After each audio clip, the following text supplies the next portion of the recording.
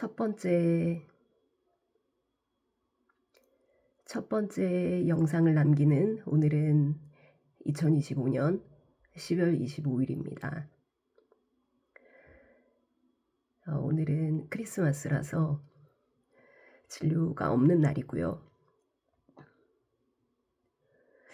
목소리가 안 좋아지기 시작한 지 이제 한 8-9개월 정도 지나서 이제 매일 아침 일어나면 오늘은 조금 괜찮은 날이구나. 오늘은 안 좋구나. 그냥 그러려니 하고 약간은 조금 무관심해질 수 있는 그런 시간이 된 것 같습니다. 저는 강릉에서 신경과 의사로 일하고 있고요. 신경과 의사가 된 지 한 15년 정도 지난 것 같습니다.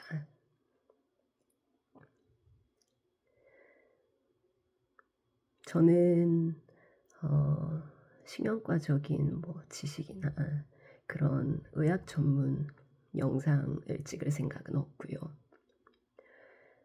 제가 환자 입장에서 연축성 발성장애 관련 동영상들을 많이 찾아보니까 대부분이 극복하시고 좋아지신 상태에서 영상을 올리셨거나 아니면 그 의사분들께서 진단에 대한 거, 또 어떤 치료법, 보톡스, 그리고 발성법, 그런 것들에 대해서 전문적 지식을 영상으로 올리신 것들을 많이 봤습니다. 하지만 정말 이 목소리 상태가 안 좋은 상황에서 어떻게 목소리가 천천히 변해가는지 그 흐름을 볼 수 있는 영상을 찾지 못해서 한번 기록으로 남겨봐야 되겠다 하는 생각이 오늘 아침에 문득 들었습니다. 저는 스크립트를 쓰거나 하지는 않을 생각이고요. 제가 그동안 경험을 해보니까 이렇게 막 전문적인 내용을 설명을 드리거나 혹은 강의를 하거나 대본을 읽어야 되는 그런 상황에선 목소리가 더 악화가 되는 것 같아서 조금 횡설수설하더라도 생각이 나는 대로 한번 남겨보려고 합니다. 연축성 발성장애에 대해선 저도 막 이렇게 아주 전문적으로 찾아볼 시간이 없어서 어쩌면 저보다 훨씬 더 많이 아시는 분들이 이 영상을 보고 계실 수도 있으실 텐데요. 제가 전에 제가 쓰는 블로그에 연축성 발성장애에 대한 글을 몇 번 쓴 적이 있었는데 그 글의 댓글에 문의를 주신 분이 계셔서 그때 문의 내용이 신경과 의사로서 연축성 발성장애를 앓고 계시면 조금 더 어떤 극복의 전문적인 팁을 주실 수 있을까 하는 그런 내용의 댓글이었습니다. 하지만 제가 드릴 수 있는 조언이 없어서 너무 죄송했고 저도 그냥 무지한 한 명의 개인으로서 그냥 이 질환을 건너가는 그런 입장이 있기 때문에 저와 똑같은 목소리 고민으로 하루하루 보내고 계신 분들께 오랜 시간이 걸리더라도 약간씩은 느리더라도 천천히 변해가는 목소리를 보여드릴 수 있지 않을까 하는 생각으로 첫 번째 영상을 시작해 봅니다. 근데 저는 기계도 잘 만질 줄도 모르고 숫기도 없고 그래서 영상이라고 할 것도 없고 그냥 뭐 기록물 수준인데요. 그래도 몇 년이 지나서 뒤돌아 봤을 땐 저 때보단 좀 좋아졌구나 하는 그런 날이 오기를 바라는 마음으로 이렇게 남겨봅니다. 제가 목소리가 좀 이상하다 처음으로 느꼈던 게 올해 4월달 정도였었고요. 그래서 저한테 3월달에 진료를 보러 오셨다가 얼마 전에 한 9개월 만에 오셨던 환자분께서는 목소리가 왜 이러시냐고 그렇게 물어보신 일도 있었습니다. 근데 대부분은 처음 오신 환자분들께서는 제가 이제 목감기에 걸렸다라고 생각을 하시고 야, 목감기 얼른 나으세요 하는 말씀을 주고 가시기도 하시고요. 그래서 그때는 막 제가 연축성 발성장인데요. 그렇게 하진 않고 그냥 감사합니다 하고 말씀을 드립니다. 하지만 꾸준하게 저한테 계속 다니셨던 환자분들께는 제가 성대가 이런 뭐 질환이 생겨서 발성자에 좀 생겨서 제 목소리가 조금 힘들어졌습니다 하고 다 말씀을 드리고요. 4월 달에 처음 증상이 생겼을 때 저도 그렇게 생각을 했었습니다. 이건 그냥 목감기이겠거니 그렇게 생각을 했고 저는 평소에는 목소리 톤도 약간 이제 중저음 그리고 성량도 좋은 편이었고 간혹 이렇게 뭐 강의하고 발표를 할 때는 목소리가 아나운서 같다, 뭐 동굴 목소리 같다 그런 얘기들도 듣고 했었는데 제가 목소리가 고장이 날 거라고는 사실 생각해 본 적이 없어서 그때는 그냥 일과성으로 지나가는 문제일 거라고만 생각을 했었던 것 같습니다. 그래서 뭐 목감기 약 같은 거 지어 먹고 뭐 가습기 같은 거 전혀 쓰지 않았지만 가습기도 한번 사보고 그리고 진료를 볼 때 제가 혹시 화장실에 가고 싶을까 봐 물을 잘 먹지 않는 편인데 물도 이제 좀 따뜻하게 해서 먹기 시작하고 그렇게 해서 시간이 1달, 2달 흘렀는데 계속해서 더 좋지 않아지더라고요. 근데 목소리가 처음에 좋지 않았을 때는 제가 특정 발음이 힘들다는 거를 깨닫지 못했었던 것 같습니다. 그런데 조금 더 시간이 지나서 증상이 두드러지기 시작하니까 이게 니은, 미음, 이응 이런 발음을 할 때 이게 목이 조여들면서 발음이 안 된다는 걸 느끼게 됐습니다. 뭐 지금도 사실 비슷한 컨디션이긴 하지만 그래서 특히 이제 제가 자주 사용한 글자가 약, 뭐 신경 이런 글자들이기 때문에 그게 발음하기가 쉽지가 않더라고요. 그래서 그렇게 이제 지켜보던 중에 제가 6월 달쯤에 온라인으로 줌 강의를 할 일이 있었습니다. 그때 어떤 이 클리닉에서의 치매 진료 관련해서 언어치료사 선생님들께 하는 강의였었는데 그때 목소리가 너무 많이 떨리니까 그 강의를 들으시던 분 중에 한 이 전문가 선생님께서 저한테 개인적으로 톡을 주셔서 "연축성 발성장애인 것 같다." 그때 처음으로 그 단어를 접했었습니다. 그전에는 그냥 뭐 계속 뭐 원인은 모르겠지만 '그냥 지나가는 문제일 거다.' 그렇게만 생각했다가 그 연축성 발성 장애라는 단어를 그때 처음 듣고 검색을 해 보니까 제 증상하고 너무 똑같더라고요. 어 근데 사실 의사들은 본인 몸이 불편해지면 대개는 최악의 시나리오부터 생각을 하게 되는 게 일반적이어서 저는 사실 이제 '죽을 병인가? 뭐 후두암인가?' 뭐 그런 생각들을 이제 가지고 있으니까 항상 두려운 마음이 있었습니다.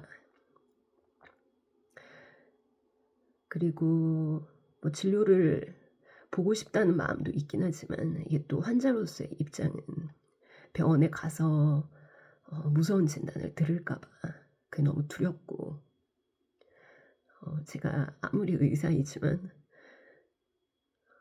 막상 진료를 보러 가는 게 그렇게 참 힘들더라고요. 그래서 계속 그냥 좋지 않은 목으로 진료를 보면서 버티다가 이제 나중에는 환자분과 거의 필담을 해야 되는 수준까지 되었습니다. 그게 한 8월 달쯤이었던 것 같은데요. 그래서 '도저히 안 되겠다.' 생각이 들어서 그때 강남산병원 이비인후과에 예약을 했었고 아직 제가 자리가 잡히지 않은 개원이기 때문에 이 문을 닫는다는 거는 환자분들에 대한 약속을 어기는 것과 같다고 생각을 해서 한타임 문을 닫고 병원에 다녀온다는 게 그게 생각보다 참 쉽지가 않았습니다. 주변에서는 저를 "참 미련하다." 그렇게 얘기를 주셨는데 그게 쉽지가 않더라고요. 아마 어 마음대로 자리를 비우실 수 없는 자영업을 하시는 모든 분들이 다 공감하실 내용이실 것 같습니다. 이 병원 진료 이 한번 보러 가기가 쉽지가 않아서 뭐 늦게 오셨다고 하시는 그런 분들이 저한테도 많이 오시니까요. 그래서 그때가 8월 8일 이었었고 진료를 보러 가서 후두 내시경을 그 자리에서 바로 했었습니다. 근데 저는 막 그 자리에서 막 "후두암이 있다." 막 그런 얘기 들을까 봐 진짜 벌벌 떨고 있었는데 후두 내시경 해 보신 분들은 아시겠지만 그 굉장히 이 금속으로 된 이게 긴 짝대기 같이 생겼고 이게 쑥 들어오긴 하는데 어 검사 자체도 약간 무서울 수는 있겠지만 검사가 무섭다기보다는 저는 이렇게 넣은 순간에 막 이상한 막 덩어리가 안에 들어 있고 막 그럴까 봐 그게 훨씬 더 무서웠던 것 같습니다. 근데 그 자리에서 이제 바로 확인을 해서 "구조적인 문제는 없다." 뭐 "성대 결절도 없고 암도 없고 그냥 깨끗하다." 그렇게 인제 교수님께서 얘기해 주시면서 연축성 발성 장애 같으니까 딱 그 목소리 패턴이 그렇게 인제 보이니까 재활 치료를 좀 받는 게 좋을 것 같고 "먹는 약으로는 크게 도움이 될 만한 게 없을 것 같다." 그렇게 말씀을 주셨습니다. 그리고 저한테 물어보시더라고요. 제가 예전에 강남산에 근무했을 때 같이 계셨던 교수님이셔서 이 "개원하고 스트레스를 많이 받냐?" 그렇게 물어보셨었고 "힘들면은 그냥 폐업하고 돌아와라." 그런 농담도 하셨는데 저는 이제 책임져야 될 저희 환자분, 보호자분들 또 직원분들이 있어서 그렇게는 할 수가 없습니다." 말씀을 드렸었고요. 근데 제가 제일 걱정하던 그런 이제 큰 막 중대 질환이 아니라는 걸 확인을 받고 나니까 오히려 마음이 쪼끔 편해져서 목소리 쪼끔 나아진 것도 같고 뭐 그렇더라고요. 그래서 어 스스로의 증상이 연축성 발성장애 같다고 생각하고 계신 분께서도 그래도 이비인후과에 가셔서 구조적 문제가 없는지 확인을 꼭 한번 받으셨으면 좋겠습니다. 그렇게 해서 구조적 문제가 없다 확인이 되면 그때부터는 천천히 회복하는 여정을 걸어가면 되니깐요. 저도 하여튼 진료 보기 전에 정말 무서웠고 그 진료를 통해서 저에게 오시는 환자분들도 혹시 무서운 얘기를 들을까 봐 참 두려운 마음을 안고 오시겠구나 다시 한번 또 깨닫는 계기가 되었습니다. 그렇게 해서 한 9월 말까지 일주일에 한 번 정도 그 언어재활 치료실에 가서 30분 정도 선생님과 함께 시간을 보내고 테스트도 받고 여러 가지 얘기도 나누기도 하고 마사지하는 방법도 배우고 그러다가 결국 그 재활치료를 받고 다시 돌아와서 제 진료를 시작하기가 너무 시간이 빠듯해서 재활치료도 중간에 그만뒀습니다. 그래서 사실상은 지금 하고 있는 치료가 딱히 있지가 않은데요. 그 아마 제 이 허접한 영상을 어떻게 보시게 되신 분이시라면 이미 연축성 발성장애와 관련된 전문적 영상은 거의 다 섭렵하셨을 거라고 생각이 듭니다. 그중에 이제 뽀글이라고 해서 그 락스복스 이렇게 그 생수병에 빨대 같은 것을 담궈서 이렇게 부는 그 연습은 지금도 계속 하고 있긴 하고요. 하지만 이게 진료 중간중간에 하기가 영 여의치가 않아서 그렇게 열심히 하고 있진 못합니다. 그럼 그 8월 달에 비해서 지금 4달 반 정도가 지난 지금은 어떻냐라고 하면 영상에서의 목소리가 많이 불편하긴 하시겠지만 그래도 그때보다는 조금은 좋아져서 최소한 필담을 하지는 않습니다. 하지만 가끔 그 이제 니은, 미음, 이응 들어가는 단어를 너무 많이 말해야 되는 환자분께는 가끔 제가 써가면서 잘 못 알아들으실까 봐 그렇게 하기도 하고 하여튼 이게 뭐 별 치료를 안 하고 있다는 제 얘기가 좀 실망스러우실 수도 있으시겠지만 저는 그냥 이제 그러려니 하고 그날 목 컨디션에 그냥 적응하면서 살고 있습니다. 오히려 크게 목소리에 신경을 쓰지 않는 것이 더 낫지 않을까 하는 생각에서 그렇게 하고 있긴 한데 그래서 이렇게 막 완치 막 드라마틱한 극복법 이렇게 말씀드리는 게 제 영상의 취지가 아니고 지금도 좋지 않은 제 목소리를 보시면서 들으시면서 저렇게 하루 종일 말해야 되는 사람도 저런 목소리로 살고 있구나 그냥 같이 공감하는 그런 내용이 됐으면 좋겠고 그리고 같이 조금씩 좋아졌으면 하는 바람으로 바람입니다. 저는 지금 예전에 제 목소리가 어땠었는지 사실 기억이 잘 안 날 만큼 지금 이렇게 떨리고 조이고 원래 이렇게 살았었던 것처럼 간혹 느껴질 때도 있는데요.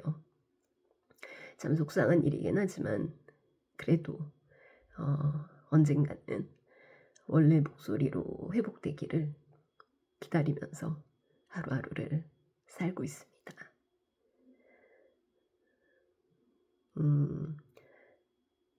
그래서 앞으로도 그냥 제가 저 스스로에게 말을 걸듯이 그냥 이런저런 잡다한 얘기들을 하면서 목소리가 어떻게 변해가는지 저도 객관적인 기록으로 한번 살펴보려고 합니다.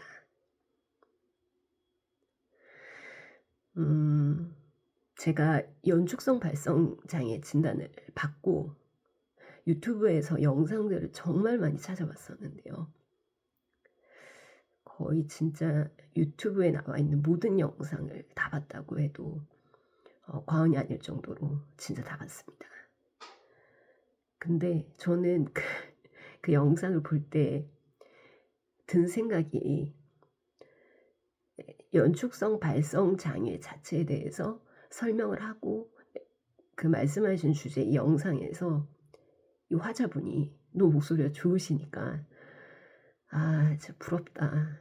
저렇게 말할 수 있으면 좋겠다. 주로는 이비인후과 선생님들께서 하시는 강의들이 많았었는데 저는 영상 보는 내내 내용이 안 들어오고 저 선생님 부럽다. 나도 저렇게 맑은 목소리로 진료 보고 싶다.